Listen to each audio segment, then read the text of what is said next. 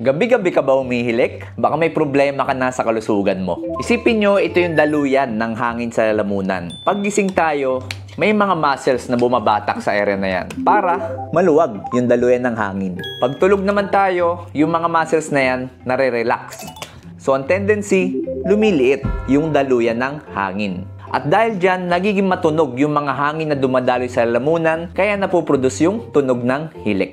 Normal na proseso ng katawan ng paghilik, pero may karamdaman na kung tawagin ay obstructive sleep apnea. Ang nangyayari sa kanila, imbis na lumiliit lang yung daluyan ng hangin, sa mga pasyenteng to, sumisikip yung daluyan at totally nagsasara. So, kapag humihilik sila, sobrang lakas, putol-putol, o kaya naman may kasamang parang nabubulunan o nalalagutan ng hininga.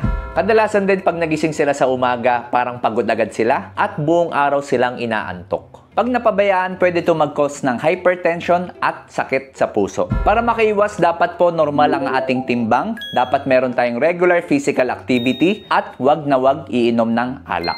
So kung may tropa ka na sobrang lakas humilik, share mo sa kanya tong video.